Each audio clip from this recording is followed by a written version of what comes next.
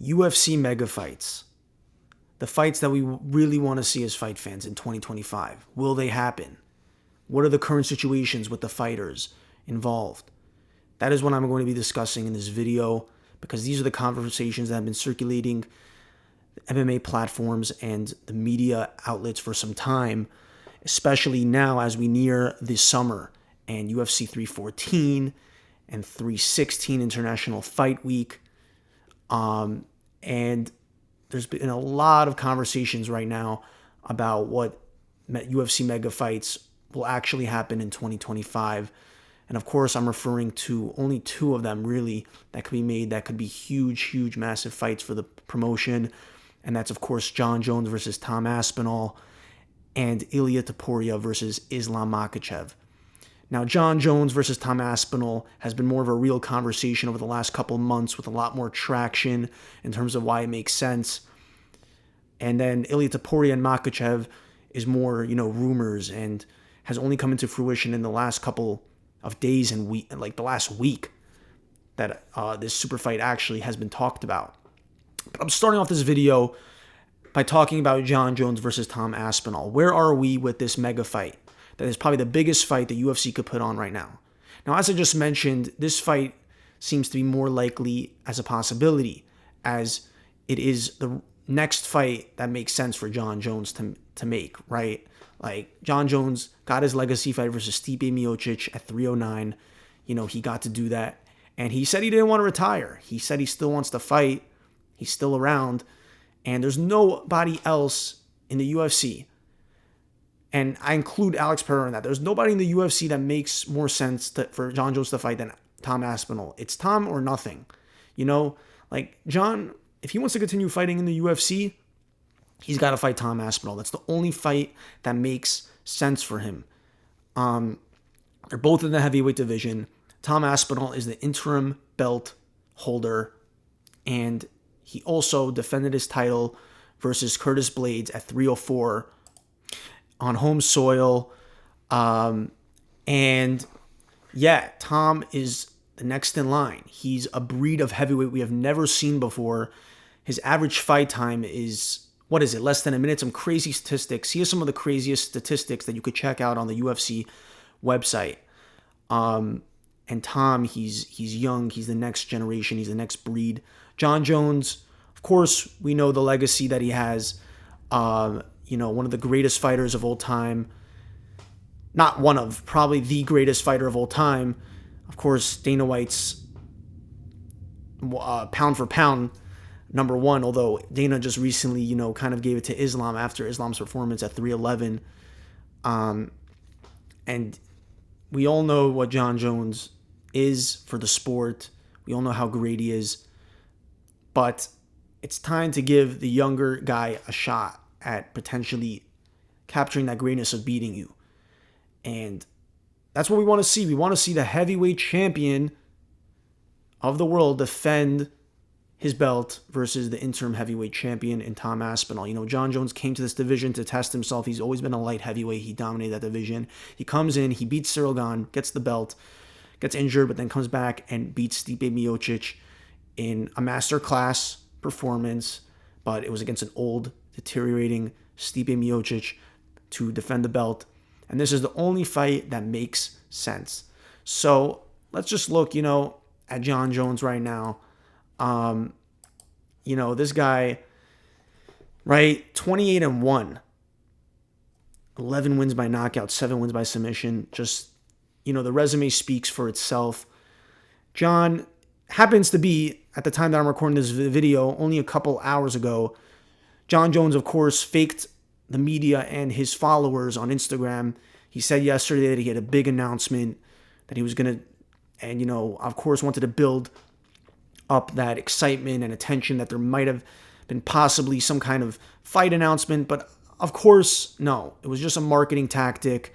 It had nothing to do with him announcing a fight versus Tom Aspinall. And it was just for something with him wanting to battle healthcare. So that's with Jon. The lead up to 309, of course, there was the ducking allegations. like all the ducking jokes and Tom actually starting to, feed into the rivalry. Tom has kept it respectful up until this point.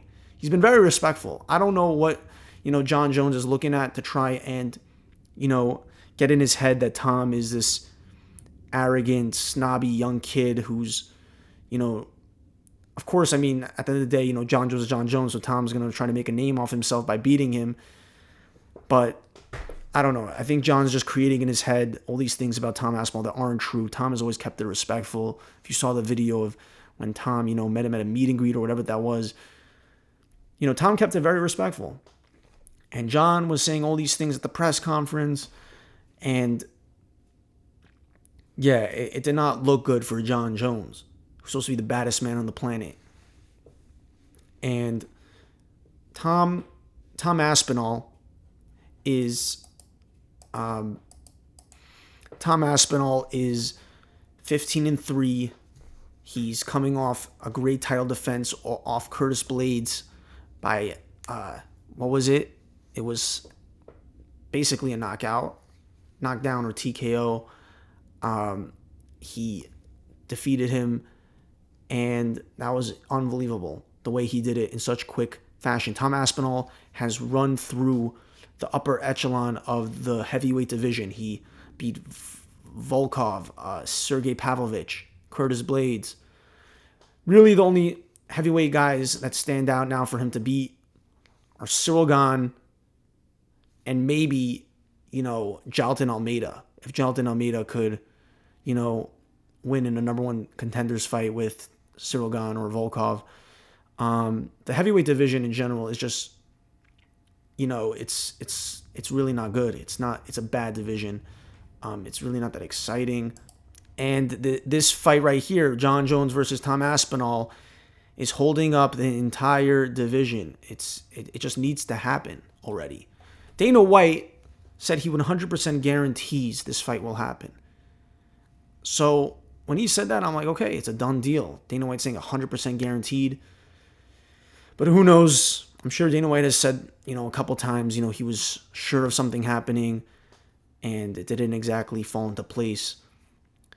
So where are we holding with the mega fight? Well, I think that Tom and Jon Jones, if they were to fight, then the UFC is saving that for UFC International Fight Week in the summer, June time. I believe that would come out to be UFC 316, because you got 314 in April, 315 in May.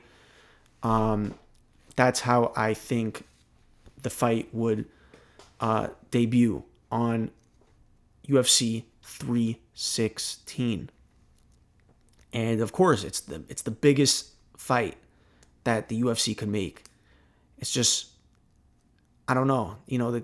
It's crazy. Like, we have to even keep talking about it, but we got to make it happen. And then if you want to give the winner of that Alex Pereira again, you could do that.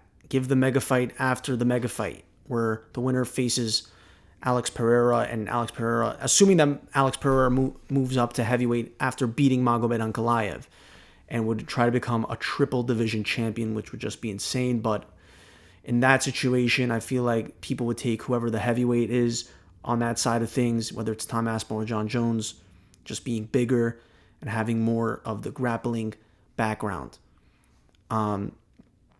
Or, if Jon Jones wins, he'll finally get that fight that he won so bad with Alex Pereira.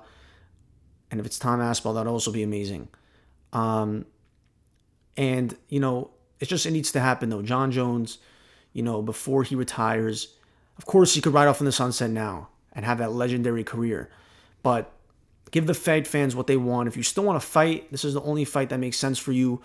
Go ahead and try to beat the guy that everyone's saying is the one guy that could maybe beat you, and is this hybrid of a heavyweight that has the quick hands, the power, the grappling. Because it's one thing to beat Stipe Miocic, but go out beating the number one guy that they're saying has all the weapons to take you out. Tom Aspinall is definitely a guy posed to run this division for the next who knows how many years. This division, he's already ran through the top guys. He's putting everyone out in crazy quick fashion. So I don't think Jon Jones is just going to bully Tom Aspinall, but it's very doable for Tom to win, to beat Jon Jones. And, you got Alex Pereira in the mix, who's, I guess, could potentially fight either one of these guys, right? So that's with that fight. Now, let's get on to this fight. The fight that's been rumored to happen at UFC. Well, I don't even know, but they're saying that this is a possibility. Ilia Topuria versus Islam Makhachev. So what's going on with Ilia Topuria? Let's break him down. Ilia right now is on the trajectory to being, a megastar in the UFC. I'm about to be glazing. I'm about to be biased because he's my favorite fighter. But, yeah, 16-0, coming off back-to-back wins of two absolute legends in the sport, Alexander Volkanovski and Max Holloway. And he's ran through some other, decent talent in the featherweight, like Josh Emmett, crazy hitter, but I think was ranked number 5 at the time when Ilia beat him. Bryce Mitchell, Jai Herbert, a couple guys on his way to the top. But now he's sitting on back-to-back knockouts, took out Volkanovski to claim the championship, and then defended it at 308 versus Max Holloway, and was the first guy to knock out Max. It was amazing. For me as a Topuria fan, I know there's a lot of Holloway fans that probably are going to smoke me for, being happy that happened. I love Max Holloway also. Max is extremely entertaining. 300 was crazy. The way he knocked out Gaethje, one of the craziest moments I think we'll ever see as fight fans. So for Topuria to do that, it's crazy. He has this aura, as they say right now, where he's just unbeatable. Like, where do you beat this guy? He has the crisp, clean boxing, the power. We haven't seen power like this. The power that he possesses is going to knock out probably anyone in the featherweight division right now. I don't see anyone stepping up to this guy in the featherweight division and really, giving Ilia, maybe Movsar Evloev, because he's, got the wrestling background, but this guy's never finished anybody, Movsar. Like, he hasn't impressed me at all yet. He was in a pretty close fight with Aljamain that some would say would maybe be a controversial decision. But him and Diego Lopez right now are the only other promising guys in the division that could possibly, make a case to fight Ilia. And that's also aside from Volk, who we all anticipated was going to rematch Ilia at UFC 314 Miami. That's what the reports were saying, that it was a done deal. Contracts were signed. Ilia is going to rematch Volk at UFC 314 in Miami in April. If Ilia can make up his decision as to whether going to lightweight or staying at featherweight, maybe the UFC is going to make him make a decision, or they're just going to tell him this is what you got to do. He did say at a recent interview that if the UFC just tells him he's got to defend his title a couple more times at featherweight, then he will do that. And then that would most likely lead to Volkanovski versus Topuria 2 at Miami. But I saw this other thing, that if Ilia does move up to lightweight and goes for Charles Oliveira or an Islam Makhachev mega fight, then in the featherweight division, there would then be an interim belt fight at UFC 314 between Diego Lopez and Alexander Volkanovski. And I actually really like that. I like this fresh matchup for Alexander Volkanovski, where we could start having conversations of him possibly becoming a champion again, because Volk is one of the most beloved fighters in the UFC. And, it's one thing if he's fighting Ilia Topuria, because in that situation, Volk fans might, flame me for this, but I don't see it going a different way this time. I still see Ilia knocking him out or submitting him, like Ilia is teasing at possibly, submitting Volk to get some more clips. I think Ilia is just going to smoke through Volkanovski again in a rematch. So honestly, I don't want to see Volk lose another fight in a devastating way. We don't need that for him. Like, let's give him a Diego Lopez where the situation, the narrative then shifts to, holy cow, Alexander Volkanovski may be able to come champion again. He could very well beat Diego Lopez. This is a fresh matchup we haven't seen. We don't know how legit Diego Lopez is yet. Diego Lopez has kind of been running through some, standard, gatekeepers in the featherweight division at this point, with Dan Ige and Brian Ortega. And if this really is the plan, I think I like this plan. For Diego to fight Volk at UFC 214, and then Ilia is going to move up. So that is what is being rumored right now in the current situation of the featherweight division. But all of a sudden, now we're hearing things about Ilia possibly not knowing what he wants to do. Does he want to move up to lightweight and fight, either a Charles Oliveira, some guy to, tune him up into the lightweight division, or go straight for the head of the pound for pound number one, Islam Makhachev, who, is what it is with how the situation played out at 311, but still, had his fourth, I believe, title defense to make history. I forgot if it was 4 or 5. I think it was 4 title defenses now in the lightweight division. He surpassed Khabib. He's really cementing himself as a GOAT of his own. Depending on what he does next, will really let us know, how he stands in the GOAT conversation. Because with Islam, I still want to really see the Arman Tsarukyan fight. But at the same time, Arman did lose out on his chance by having to back out for whatever you want to say, if it was a back injury or not. But Islam now has either the options in front of him to go up to welterweight, to go up to middleweight, they're saying sometimes with Dricus, and this right here, the super fight between him and Ilia Topuria. And people are also saying that it might not do anything for Islam's legacy, fighting the smaller guys. It doesn't get him anywhere by moving down a division, by beating someone who's a division lower than him. But I think I disagree. I disagree with that. And shout out to Lucas Tracy, because Lucas Tracy made this point. Lucas Tracy MMA, one of my favorite MMA content creators to watch at the moment. He's definitely probably the inspiration as to why I decided to start my own MMA channel. He said it that Ilia would still do great things for Islam's legacy. Ilia is this guy right now that seems unbeatable. His fighting style is just extremely clean. He's coming off one of the best back-to-back, wins you could get in the sport. Volk and Holloway. There really isn't anyone so clear that we could see in the division to step up to Ilia. I could see Ilia just running this division. Does that mean that I would like him to move up and fight Islam? Not necessarily, but I'm not opposed to it. I'd be okay with Ilia still defending his title, because maybe part of me is like, okay, maybe he does have to, defend his title a little bit more in the featherweight division, and really, earn his right to move up and become a double champ. And at the same time, it's just like, why not? Why not make this fight at this current point in time? Islam says he wants to return in May, June. Ilia's already been out since October. He needs a fight.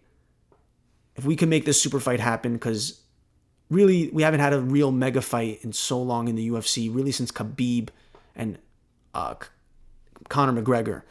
This would be like a Conor McGregor versus Khabib, hybrid, like 2.0, with Ilia and Islam. I think it would be a crazy fight. The lead up, the trash talk, and Ilia just seems right now like this unbeatable force. So you put him up against the pound for pound guy and see where that goes. If Islam beats him, that just cements Islam even more as a GOAT in the sport. I know that he, a lot of people really, just want to see him go to welterweight and possibly fight Shavkat or Bilal Muhammad. He's saying he's friends with Bilal. He might not do it. And Islam, that also versus Shavkat and maybe Dricus, but I really want to see this fight between Islam and Ilia Topuria. The UFC needs mega fights right now. And we are in a position where you could have 2 of them in 2025.